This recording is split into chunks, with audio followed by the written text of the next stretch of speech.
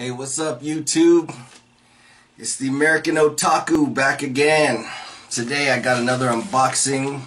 I'm going to be unboxing what I do believe is my Skull Knight figure that I ordered. So I really hope it's in good shape, in good condition.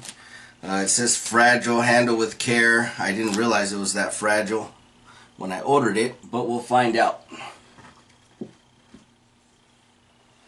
So, also, while I'm unboxing, I'm going to be talking about my Catholicism, historical Catholicism theory, and how Catholicism, and how it plays a factor in Berserk in a very realistic and historical way. So, with no further ado, let's get this unboxing going. I'm going to start by opening this up here. You like my switchblade? One more time. Woo! Good day, man. I'm happy. So, Berserk and Catholicism. I believe, and this is probably a pretty, talked about or well-known theory. Maybe it's already been discussed a million times. I know there's a million Berserk lovers out there that all have channels, and now I'm one of them,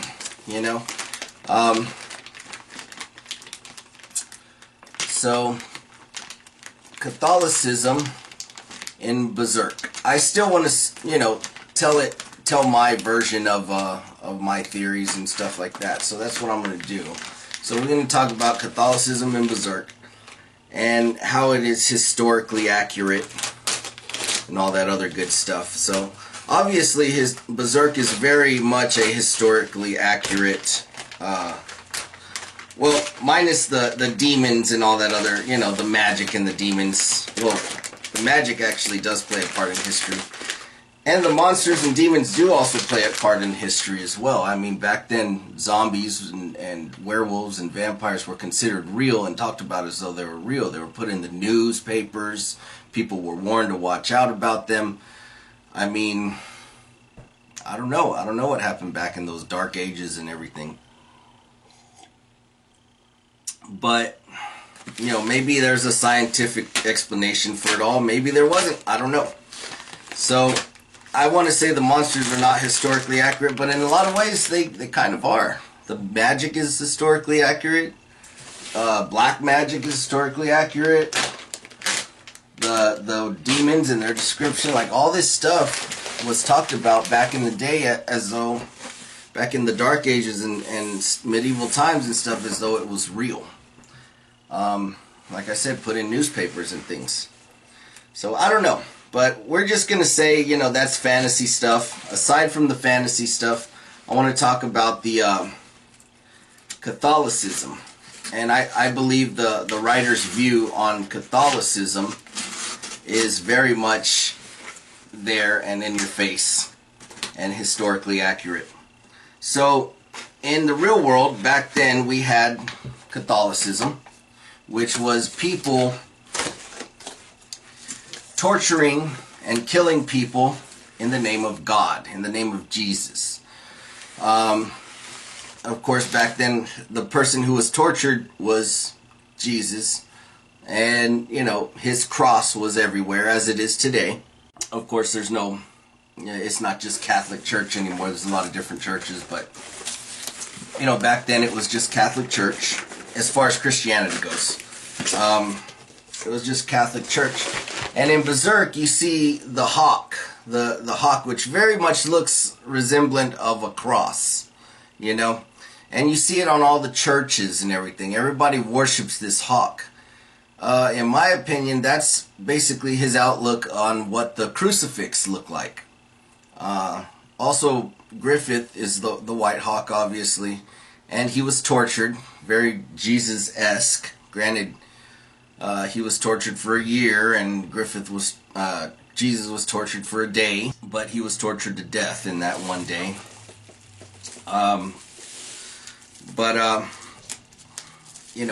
It hurts my heart thinking about that, really, man. People being tortured for a year and, getting their all the stuff he endured is horrible. That stuff really did happen, you know. People really did get tortured for years at a time back in the day. They had all kinds of ways of keeping them alive, and they were experts at torturing people, you know. It was horrible, and it's horrible to think that the stuff that happened to Griffith actually happened to a lot of our, you know, our own people, our ancestors and stuff. It's really sad. But notice how in Berserk, the Catholic Church, the church with the hawk symbol on it tortures people, and they have all these, you know, like the wheel, the Iron Maiden, the pyramid, so forth and so on, torture racks, all kinds of different torture racks. They have all that stuff, and in history all that stuff did exist, and we used it in the name of the Catholic Church, just like in Berserk they used it in the name of Griffith, you know, in the name of the White Hawk. So, ooh, this looks awesome. So, I do believe that is just a direct play on the Catholic Church and the evil priests and stuff. I do believe that is a direct play on the Catholic Church and what the writer believed the Catholic Church to be back in the day was basically a church hiding behind this holy symbol run by demons or, you know, demonic worshiping people. Because what kind of people could pray to God in one hand and pray to Jesus in one hand and talk about mercy and turn the other cheek and then torture innocent people, innocent lives to death on the other hand? Not to say everyone who was tortured to death was innocent, but a lot of people were. It's kind of like his way of saying, like, maybe the Catholic Church was run by demons. Maybe it was evil in a sense of the way. So here's my Skull Knight figure. There's what it looks like in the box. Very awesome. It's the original, the greenish color. I think it looks awesome. I think it looks really cool. I'm a huge Skull Knight fan. Skull Knight is my favorite character.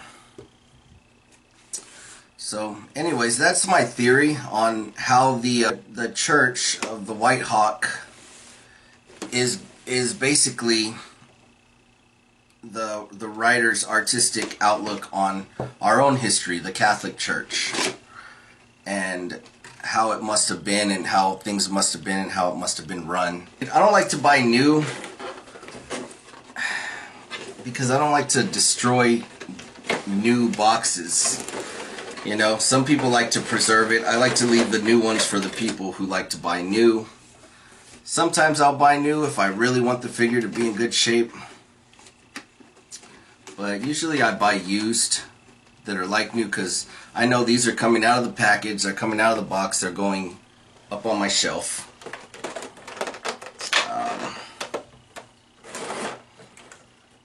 Gosh, this is so freaking cool, dude. I love these things, dude. I love freaking Skull Knight.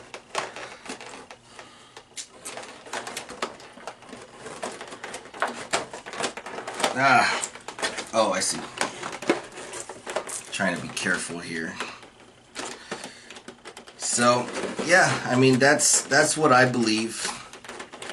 And that's another thing that I think makes Berserk so cool is that it is so historically accurate. And yeah, I know it's run by these demons that are, you know, way out there. If there really was demons on Earth, they probably didn't look like they do in Berserk by any means.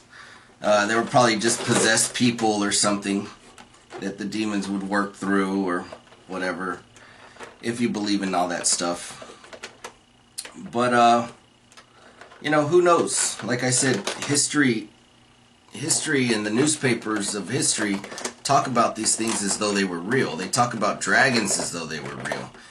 They talk about vampires as though they were real. They talk about werewolves as though they were real. Zombies as though they were real. so forth and so on. So who knows? Who knows? But I'm just gonna assume that, you know, they didn't look quite like they did in Berserk. Berserk is a exaggeration. But you know, to say that the Catholic Church was run by evil people, I don't think that's too far a stretch of the imagination. I think that is very possible. I think the Catholic Church was very demonic in its own way, torturing people in these horrible ways for days, weeks, months, years at a time. Killing people in these horrible, you know, horrible ways, like the Iron Maiden and the pyramid. History lesson, if anyone who, you know, doesn't know what the pyramid is, they would grease up a person's anus. And I'm not trying to be gross, I'm just talking real life history. And they would grease up this pyramid.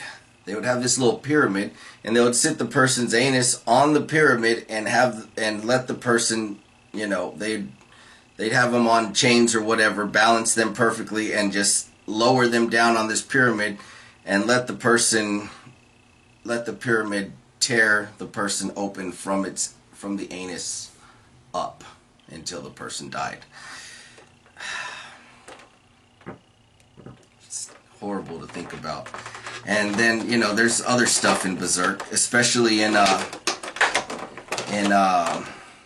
2016 Berserk. My gosh, this thing has a lot of ties on it. There's a part where they're using she walks in and they're using this thing called it's basically a nut popper. And I mean, it pretty much goes without saying what that does. You put a thing around a man's testicles and you twist and twist and twist till it pops. There's a scene in 2016 Berserk where the woman walks in, Fairness or something, she walks in and with the preacher, and the preacher, you know, tells her don't turn away. She tries to turn away because she doesn't want to see it, obviously, and the preacher tells her don't turn away, and they're using the popper there, and you could hear the two pops. It's very disturbing. But then again, that's what I like about Berserk. It's so historically accurate and so brutal. And history, as brutal as it is, it should never be forgotten. Because you know how that saying goes, those who do not know their history are doomed to repeat it. And we do not need a repeat of that kind of stuff. We do not need a repeat of that kind of torture. So I love that it keeps history alive in a very artistic and amazing way. So here's the sword of the Skull Knight. It's a green. You see the thorns. And there's the thorns on the handle. Very cool. Very cool, very cool. I love it. I think it's just amazing. And here's the Skull Knight. He's got the shield with the rose in the middle and the thorns. So here we go, you can get a look at that. With the shield, the legs, the head, the eyes glow red. Kind of. They're painted red anyways. Very, very cool. I'm going to stick the sword in his hand now.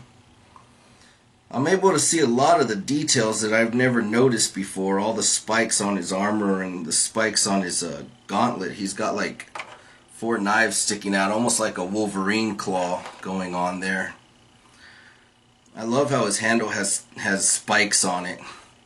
But like, what's a spiked handle to the friggin' Skull Knight? You know, he's a monster in it of himself. And there it is. The Skull Knight. Oh, here's a stand here. So you can see inside it comes with the stand.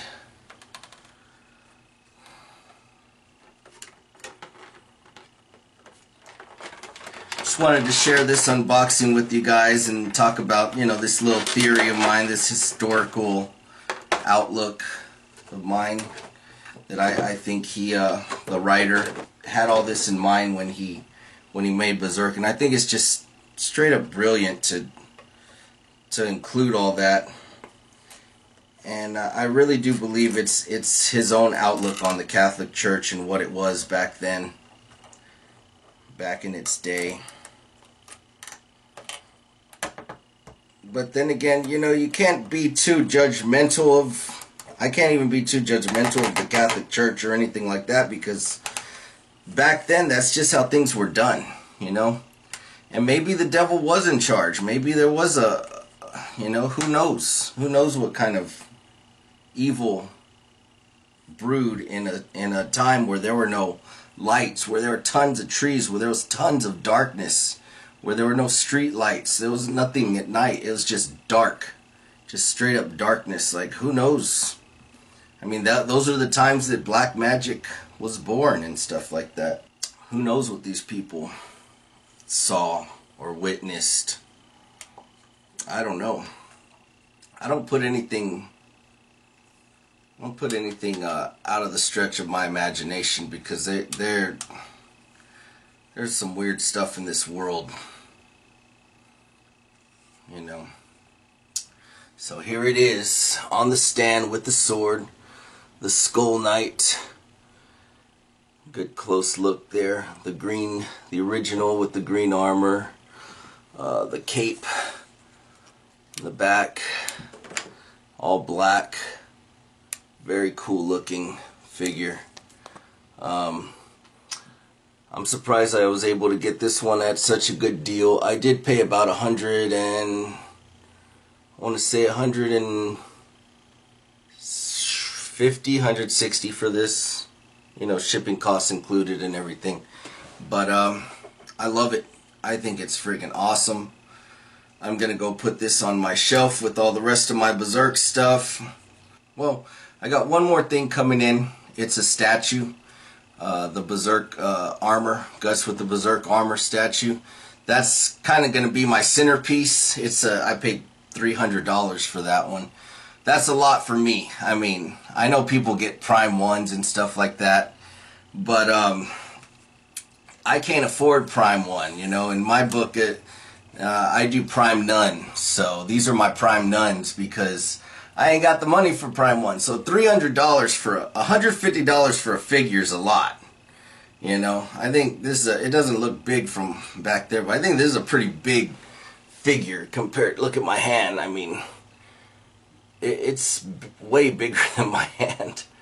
It completely blots out my hand. I think this is a big, cool figure. But still, it's $150 for a plastic toy. Or this one, you know, basically plastic toy. So $300 for a statue, that's a lot for me. Anyways, I hope you enjoyed the video. I hope you enjoyed the unboxing. And I hope you enjoyed my little theory. Anyways, I've been the American Otaku. I'll see you next time when I do the Berserk unboxing. Check out my other video. This is only my second video on this channel. Check out my other video. I do a Figma unboxing of Guts the Black Swordsman, and a discussion on who I believe the 4 horsemen are in Berserk. So, thank you for watching if you did, and I will catch you guys on the flip side. I've been the American Otaku once again. Adios, amigos.